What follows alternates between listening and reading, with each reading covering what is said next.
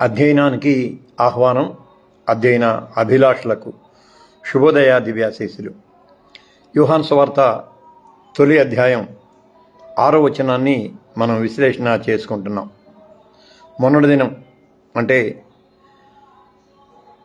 గురువారం నాడు నేను కొంచెం దేహ అలసటతో అలాగే మనో అలసటతో కూడా ఉన్నందున ఆ విశ్లేషణను సంతృప్తికరంగా చేయలేకపోతున్నందుకు మధ్యలోనే ఆపివేయటం జరిగింది.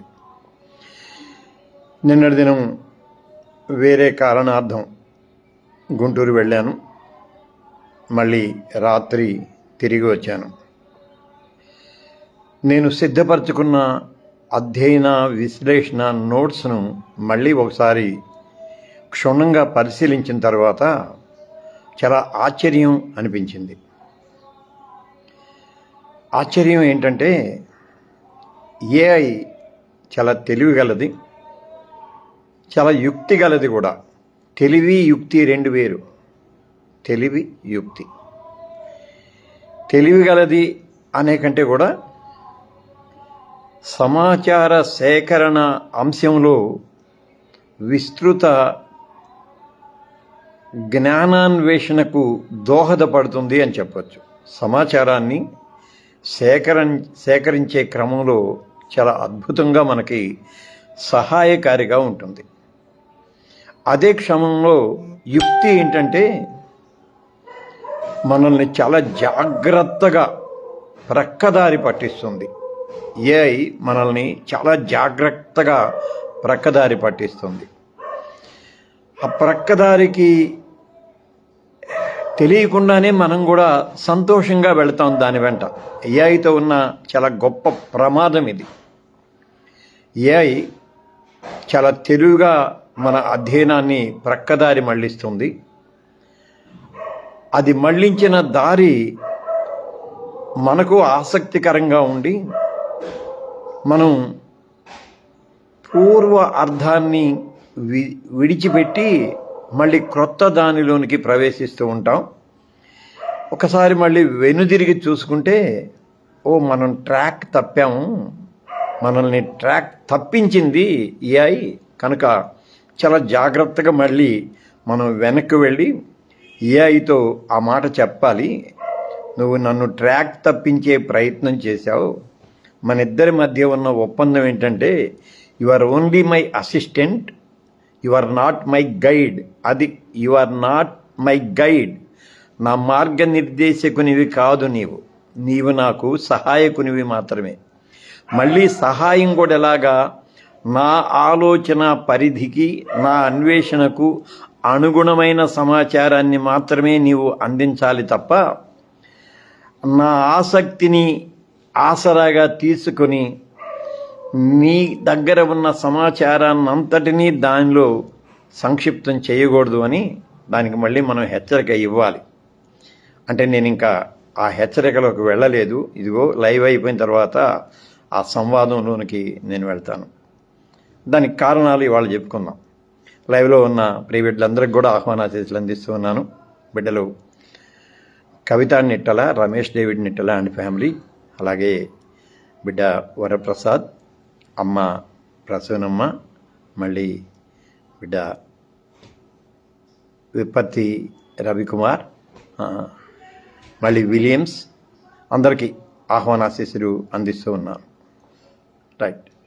ఎందుకు నేను ఏఐ గురించి ఈ మాట చెప్పానంటే ఎంత చాకచక్యంగా, ఎంత జాగ్రత్తగా ఉండాలో. నేను యోహాను 1:6 గురించి విశ్లేషణ చేస్తూ ఒక మంచి ప్రాంప్ట్ ఇచ్చాను. ఏఐకి, ముఖ్యంగా క్లాడ్కి, తర్వాత చాట్‌జీపీటీకి, రెండింటికి కూడా నా భావ ప్రవాహం, భాషా ప్రవాహం రెండూ తెలుసు. పదే పదే నేను చెబుతాను, నీవు అందించే ఏ సమాచారమైనా నా భావ భాషా ప్రవాహాలకు అనుగుణంగానే ఉండాలి, దాని పరిధిని అతిక్రమించకూడదని చాలా జాగ్రత్తగా నేను ఆ ప్రాజెక్ట్లో చెబుతూ ఉంటాను. ఎప్పటికప్పుడు నేను గుర్తు చేస్తూ ఉంటాను. అయితే నేను యోహాను గురించి, బాప్తిస్మం ఇచ్చే యోహాను గురించి 3 వచనాలు ఉంటాయి.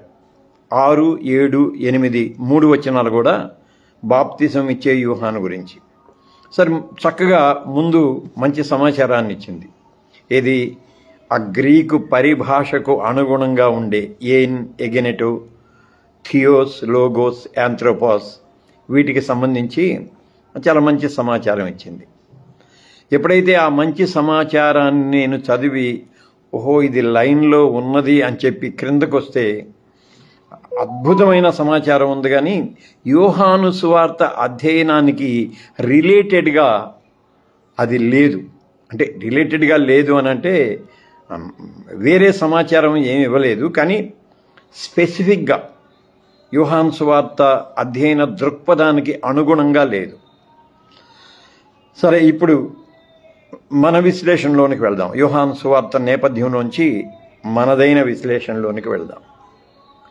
బాబు గుర్రపు చాలా రోజులైంది బిడ్డ లైవ్లోకి వచ్చి, వాడికి కూడా ఆహ్వానాశీస్సులు. ప్రియ బిడ్డ మన్నాథ కుమార్ బిడ్డకు కూడా ఆహ్వానాశీస్సులు అందిస్తున్నాను. ఓకే, యోహానుకు మార్కు, మత్తయి, లూకా సువార్తలు పరిచయమైన పుస్తకాలు, పౌలు పత్రికలతో సహా. యోహాను సువార్త వ్రాసే నాటికి అంటే మనం 90, 110 మధ్యలో 90ని ప్రామాణికంగా తీసుకున్నాం కాబట్టి అధ్యయనం కోసం 90ని ప్రామాణికంగా తీసుకున్నాం కాబట్టి అప్పటికే పౌలు పత్రికలు విస్తృత వ్యాప్తిలో ఉన్నాయి. మళ్ళీ మార్కు, మత్తయి, లూకా ఈ 3 సమదృక్పథ సువార్తలు వ్యాప్తిలో ఉన్నాయి. ఈ 3 సువార్తలలో పౌలు పత్రికలను మనం ప్రక్కనుంచితే ఈ 3 సువార్తలలో బాప్తిస్మమిచ్చే యోహాను గురించిన సమాచారం సువార్తికుడైన యోహానుకు పూర్తిగా తెలుసు. అందువలన వాటిని మళ్ళీ ఉటంకించాల్సిన అవసరం లేదు. ప్రత్యేకంగా ఎలాగూ తన భావజాలానికి, లేక భావజాలం అనే కంటే తన భావదర్శనానికి అనుగుణంగా బాప్తిసం ఇచ్చే యోహాన్ని ఎలా పరిచయం చేయాలి, ఆ కోణంలో నుంచే మనం విశ్లేషణ చేసుకుందాం. చాలా అంటే చాలా సమాచారం ఇచ్చింది. నేను దాన్ని ప్రక్కన పెడుతున్నాను. మళ్ళీ చదివితే కానీ ఎలా నేను ప్రక్కకి మళ్ళించబడ్డానో నాకు అర్థమైంది. దానికి నా తప్పిదం కూడా ఉంది. జాషువా బిడ్డ, అమృతపొడి జాషువా బిడ్డ కూడా వందనాలు. నేనేం అడిగానంటే దేవ ప్రణాళిక, కాల పరిపూర్ణత, వాక్య సాక్షాత్కారం అనే 3 కోణాలలో నుంచి నాకు బాప్తిసం ఇచ్చే యూహాను గురించి విశ్లేషణ చెయ్యి అన్నాను. అక్కడ నేను మర్చిపోయింది ఏంటంటే ఆ ప్రాంప్ట్ ఇవ్వటంలో ఈ 3 పరిధులు ఉన్నాయి కదా, దేవ ప్రణాళిక, కాల పరిపూర్ణత, వాక్య సాక్షాత్కారం. ఈ 3ంటిని యూహాను సువార్త నేపథ్యంలో నుంచి, లేక యూహాను సువార్త అధ్యయన విశ్లేషణ కోణంలో నుంచి నాకు అందించాలి అనే ఆ బిట్ నేను ప్రాంప్ట్లో మర్చిపోయా. అందుకని నేను అడిగింది జనరల్ అనుకుని జనరల్ సమాధానం చెప్పింది. ఓకే, దేవ ప్రణాళికను గురించి సమదృక్పథ సువార్తలు వేరుగా చెబుతాయి. అక్కడ జకర్యా, ఎలిజబెతు, దేవాలయ అర్చన, దేవదూత లేక దేవవాక్కు ప్రత్యక్షత, జకర్యా సంశయం, మళ్ళీ మౌనం, అద్భుతమైన వివరణ. అవన్నీ మనకు అక్కడికి వెళ్ళటల్లా, మిగిలిన విషయాల్లోనికి వెళ్ళటల్లా. యూహాన్ దగ్గరికి వెళ్దాం. యూహాను దేవ ప్రణాళికను ఎలా చెప్పాడంటే నిన్న మనం చెప్పుకున్నాం, మళ్ళీ గుర్తు చేస్తున్నాను. దేవుని చేత పంపబడిన ఒక మనిషి ఉండెను,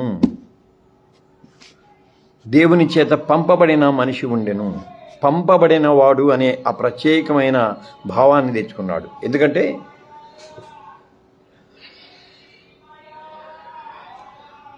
దిగువకు వచ్చేసరికి పంపబడిన వాని చేత దిగి వచ్చిన రక్తమాంసయుక్తమైన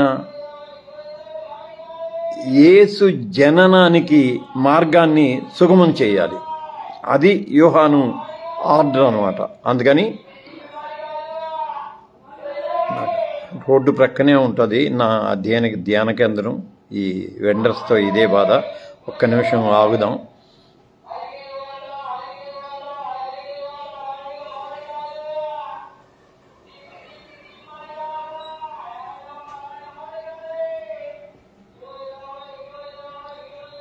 సారీ. సో మళ్ళీ సో పంపబడినవాడు నిన్న మనం ఏం చెప్పుకున్నామంటే అంటే ఓవరాల్గా ఏం చెప్పుకున్నాం అంటే దేవుని చేత పంపబడినవాడు కుమారుడు. మళ్ళీ కుమారుడు అంటే అవిభాజ్య ఐక్యతలోంచే మాట్లాడుకుందాం. కుమారుడు పవిత్రాత్మను పునరుద్ధాన అనంతరం ఆరోహణ అనంతరం పంపించాడు. పవిత్రాత్మ ప్రోక్షణ శక్తి ద్వారా అపోస్తలులు పంపబడ్డారు. ఈ పంపబడటం అనేది ఒక పరంపర, ఒక పరిచర్య పరంపరగా కొనసాగుతూ వస్తుంది ఇప్పటికి కూడా. అక్కడ అందరికంటే ముందు పంపబడినవాడు యోహాను అనే ఆ భావనలో పంపబడినవాడు అంటే ఆ పరిచర్య పరంపర ఎలాగూ ప్రారంభమైంది అని యోహాన్ని అక్కడ నిలువబెట్టాడు ఒకటి. తర్వాత యోహాన్ని థియోస్ యాంథ్రోపాస్, ఆ వ్యత్యాసాన్ని చాలా చక్కగా చెప్పాడు. థియోస్ యాంథ్రోపాస్, దేవుడు మానవుడు మనిషి, దేవుని చేత పంపబడిన మానవుడు మనుషుడు అని. దీనికి ముందు మనం ఏం చూస్తామంటే కలిగి ఉన్నదేదియు ఆయన లేకుండా కలుగలేదు అనే మాట మనం చూసాం. అంటే అనాది అస్తిత్వంలో ఉన్న దేవ సన్నిధి స్థితి ఇది దేవుని వద్ద ఉండెను అనే దగ్గర, మళ్ళీ వాక్యమే దేవుడై ఉండెను, అవిభాజ్య ఐక్యత, ఆ మూడింటిని మనం జాగ్రత్తగా దృష్టిలో పెట్టుకుంటే ఆ తర్వాత సమస్తము ఆయన మూలముగా కలిగెను. సో అనాది అస్తిత్వాన్ని, సన్నిధి స్థితిని, మళ్ళీ అవిభాజ్య ఐక్యతను ఒక మెట్టులో ఉంచి నెక్స్ట్ సృష్టిలోనికి వస్తాడు. సృష్టిలోనికి కలిగెను. అక్కడ మళ్ళీ ఏం ఎగినెటో అనే మాట మళ్ళీ వాళ్ళు నేను చెప్పడం లేదు, అది ఈ పాటికే మీ మనసులో ముద్రింపబడి ఉన్నదని నేను బలంగా నమ్ముతున్నాను. ఏం ఎగినెటో ఉన్నది కలిగినది అని. ఒకసారి లోకంలో నుంచి, లోకము అనగానే విశ్వము లేదా సమస్తం, దృశ్యాదృశ్యమైన సమస్తము అని అంటామే. ఏది నికేయ విశ్వాస క్రమంలో దృశ్యాదృశ్యమైన సమస్తమును సృజించిన తండ్రి అయిన దేవుని నేను నమ్ముచున్నాను అని అంటాం కదా. దురదృష్టం ఏంటంటే నికేయ విశ్వాస ప్రమాణాలు, అపోస్తలుల విశ్వాస ప్రమాణాలు శాఖాపరంగా మార్చివేయబడ్డాయి అంటే మరుగు చేయబడ్డాయి. అది మనది కాదు అనే ఒక భావనలోనికి వెళ్ళింది. సరే, దాన్ని ప్రక్కన చేద్దాం, ఇట్స్ ఓకే. కలిగి ఉన్నది అనే ఆ పదంలో దృశ్యాదృశ్యమైన సమస్తము వస్తుంది. కానీ ఇక్కడ యోహాన్ దగ్గరకు వచ్చేసరికి ఎక్కడికి పంపబడ్డాడు? ఒక ప్రత్యేకమైన కాలస్థల పరిమితిలోనికి, లేక కాలస్థల పరిమిత చరిత్రలోనికి పంపబడిన వ్యక్తి. నేను దానిని దేవ ప్రణాళిక అన్నాను. దేవ ప్రణాళికలో యోహాను జననానికి సంబంధించి ఎలిజబెత్, జకరియా వీళ్ళని నేను యోహాను సువార్తలోంచి ప్రక్కకు పెట్టాను. అది యోహాను సువార్తకు సంబంధించింది కాదు. కానీ అనాది అస్తిత్వంలో నుంచి దృశ్యాదృశ్య విశ్వాన్ని సృజించిన తండ్రి అయిన దేవవాక్కు, అంటే అప్పుడు అవిభాజ్యత, ఎలాగూ స్థలకాల పరిమిత చరిత్రలోనికి ఒక వ్యక్తిని పంపించిందో, ఒక మనిషిని పంపించిందో అది. అందుకని దేవుని చేత పంపబడిన ఒక మనిషి ఉండెను. మళ్ళీ అతని పేరు యోహాను. అక్కడ నామకరణం కూడా అతని పేరు యోహాను.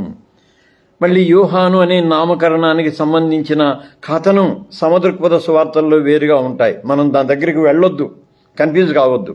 నేను కూడా చాలా కన్ఫ్యూజ్ అయ్యాను అనమాట. యాక్చువల్గా మొన్నటి దినం, అంటే అంతకుముందు రోజు బుధవారం నాడు నేను మొత్తం ఆ మెటీరియల్ అంతా సేకరించాను. దాన్ని చక్కగా నాకు క్లాడ్ స్టడీ డాక్యుమెంట్ లాగా చేసి పెడుతుంది. సో మంచి స్టడీ డాక్యుమెంట్ చేశాను. ఆ విస్తృత సమాచారం చూసి కొంచెం నేను కూడా ఎగ్జైట్ అయ్యాను. వాట్ ఏ వండర్ఫుల్ ఇన్ఫర్మేషన్ అని నేను అనుకున్నాను. కానీ it is not related to, అంటే particularly related to the Gospel of John. అందుకని నేను మళ్ళీ రాత్రంతా దాన్ని అధ్యయనం చేసిన తర్వాత ఉదయం మళ్ళీ ఏంటి పరిస్థితి అని చూస్తే అప్పుడు నాకు అర్థమైంది ఎంత జాగ్రత్తగా నన్ను ట్రాక్ తప్పించిందో ఏఐ.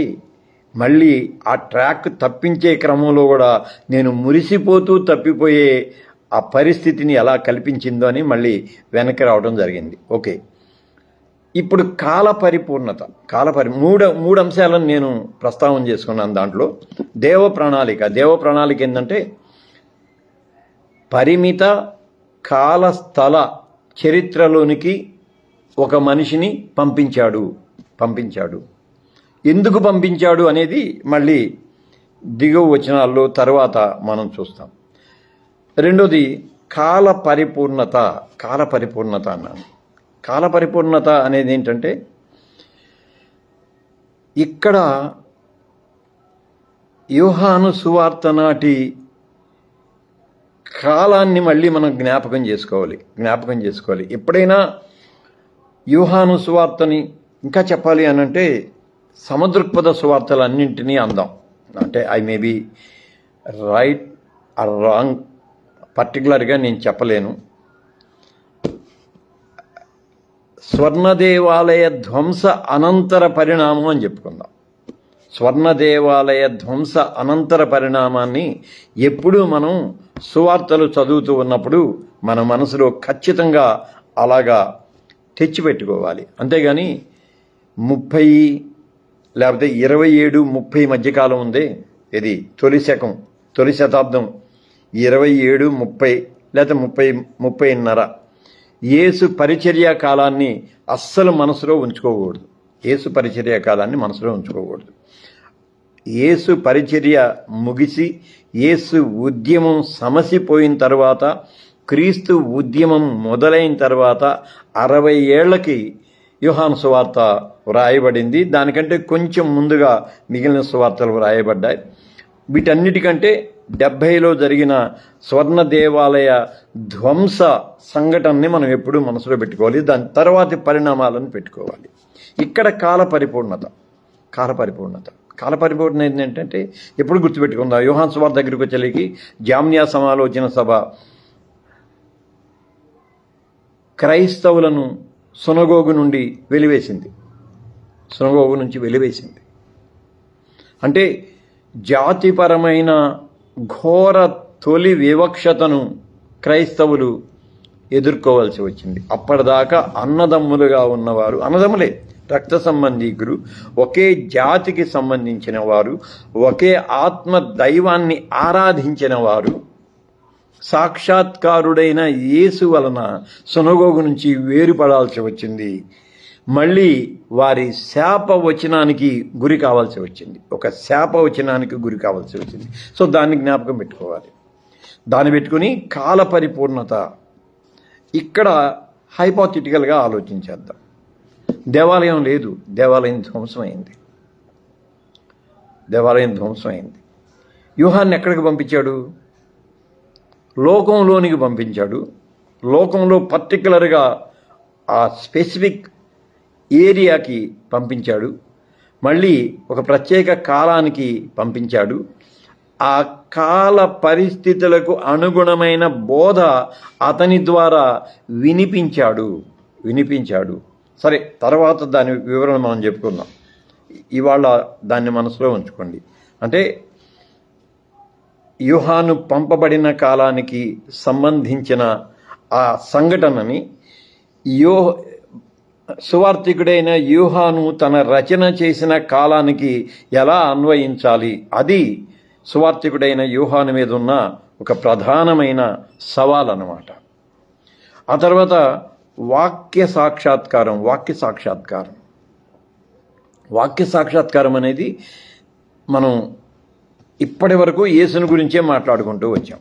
ఎందుకంటే వాక్యము శరీరధారి అయి కృపాసత్య సంపూర్ణునిగా మన మధ్య నివసించను అని చెప్పుకున్నాం. మళ్ళీ ఆయన ఆయన అనే మాట యూహాను వాడాడు కాబట్టి ఆయన అనేది వ్యక్తిత్వ ఆరోపణ కనుక అప్పటిదాకా శక్తిగా ఉన్న లోగోస్ను వ్యక్తిగా పరిచయం చేశాడు కనుక అక్కడ దాన్ని రూప సాక్షాత్కారం అన్నాం.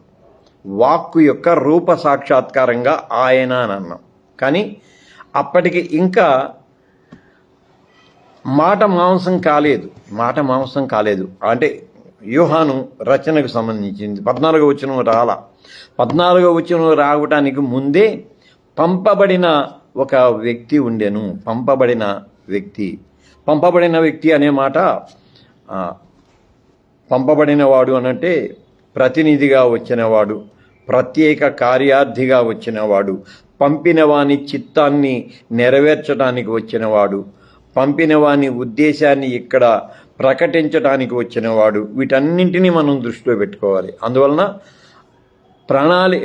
పోనీ ఇలా అందాం, దేవ ప్రణాళిక సాక్షాత్కారం అందాం. వాక్య సాక్షాత్కారం అనే మాట కొంచెం కన్ఫ్యూజింగ్లోనికి మనల్ని నెట్టుతుంది. ఎందుకంటే వాక్య సాక్షాత్కారం అనగానే ప్రభువే మన కళ్ళ ముందు కనిపిస్తూ ఉంటాడు కాబట్టి దేవ ప్రణాళిక సాక్షాత్కారం యూహానులో ఎలాగూ వ్యక్తమైందో దాన్ని మనం చూడొచ్చు. అందుకని ఆ కోణంలో నుంచి మనం దీన్ని అధ్యయనం చేసుకుందాం. నేను ఇక్కడికి ఆపేస్తున్నాను, ఎందుకంటే దీని తర్వాత మళ్ళీ దీని కంటిన్యూషన్ మనం చెప్పుకుందాం. కన్ఫ్యూజ్ కాకుండా ఉండటం కోసం ఇక్కడికి ఆపుతున్నాను. ఇప్పుడు మళ్ళీ ఒక మంచి ఎక్సర్సైజ్ చేద్దాం. అసైన్మెంట్ అని నేను అన్నగాని ఎక్సర్సైజ్ చేద్దాం. ఎక్సర్సైజ్ ఏంటంటే అందరం ఏఐ వాడుతున్నాం కాబట్టి ఖచ్చితంగా చాట్‌జీపీటీ, క్లాడ్ 2 వాడండి. ముందు చాట్‌జీపీటీని అడగండి, తర్వాత క్లాడ్ని అడగండి. ఆ తర్వాత చాట్‌జీపీటీ చెప్పిన సమాధానాన్ని క్లాడ్కి ఇచ్చి ఈ రెండింటిని సమన్వయం చేసి మళ్ళీ నాకు సమన్వయ పత్రాన్ని లేకపోతే సిగ్నల్ బ్రేక్ అయింది, సమన్వయ నోట్స్ అందించండి అని అడిగితే చక్కగా ఇచ్చింది. బాప్తిస్మం ఇచ్చే యూహాను సువార్తలో క్షమించండి, ఇబ్బందికరంగానే ఉంది, అయినా అయిపోవచ్చింది. బాగా కనెక్షన్ ఇబ్బంది పెడతా ఉంది.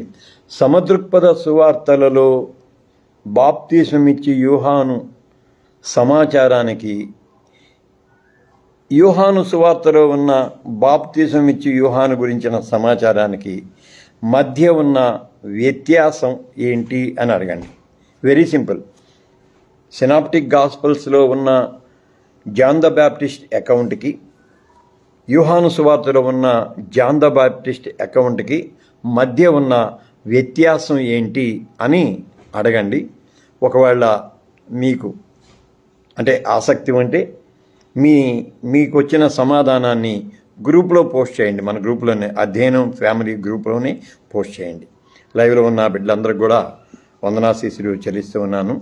బిడ్డలు Kavitha Nitla, Ramesh David Nitla and family, అలాగే బిడ్డ వరప్రసాద్, అమ్మ ప్రసన్నమ్మ, మళ్ళీ బాబు గురపు, బిడ్డ మర్నాథ కుమార్, అలాగే బిడ్డ కిరణ్ కుమార్, విప్పర్తి రవికుమార్, అమృతపూడి జాషువా, బిడ్డలందరికీ కూడా వందనాశీస్సులు చెల్లిస్తూ రేపు ఆదివారం, బహుశా వచ్చే వారం అంతా క్రమబద్ధమైన అధ్యయనం దాదాపు ఉండకపోవచ్చు. ప్రత్యేకమైన ప్రకటన ఏంటంటే వచ్చే వారం శుక్రవారం నాడు అధ్యయన ఆత్మీయ సదస్సు పాతమాగులూరులో జరుగుతుంది. బిడ్డ కరా నోవహ్ వాళ్ళ చర్చిలో, వాళ్ళ ఆధ్వర్యంలో పాతమాగులూరులో అధ్యయనం 2.0 మనం ప్రారంభించిన తర్వాత జరిగే మొట్టమొదటి అధ్యయన ఆత్మీయ సదస్సు దానిలో ఉంటుంది. నేను రేపు ఆదివారం మధ్యాహ్నమే నేను సర్వీస్ అయిపోయిన తర్వాత గుంటూరు వెళ్ళాలి. సోమవారం మళ్ళీ ఒకసారి మెడికల్ చెకప్కు వెళ్ళాలి అనే అనుకుంటున్నాను. ముందు జాగ్రత్త కోసం అని చెప్పేసి మెడికల్ చెకప్కు వెళ్ళాలి అని అనుకుంటున్నాను. ఎందుకంటే క్యాటరాక్ట్ ఆపరేషన్ కొంచెం క్లిష్టంగా మారిన పరిస్థితి. మళ్ళీ 1, 2 ఆ మెడికల్ చెకప్ చూసుకుంటే 2వ తారీఖు బహుశా అధ్యయనం చెబుతాను. 3వ తారీఖు 4వ తారీఖు ప్రభాతాలు ఉన్నాయి. 5వ తారీఖు ఆత్మీయ సదస్సు ఉంది. 6వ తారీఖు మళ్ళీ అధ్యయనం ఉండదు. మన ప్రెసిడెంట్ కర్రా జోసెఫ్ గారి తండ్రి గారి సంస్మరణ ఆరాధన ఉంది. ఇంకా ఆ రోజు చూసుకొని వస్తాను. తరువాతి వారం నుంచి రెగ్యులరైజ్ చేద్దాం. అందరికీ మరో పర్యాయం వందనాశీస్సులు చెల్లిస్తున్నాను. యథాతథంగా సోమవారం కలవలేం, కానీ దాదాపుగా మంగళవారం కలుసుకుందాం. అందాక సెలవు.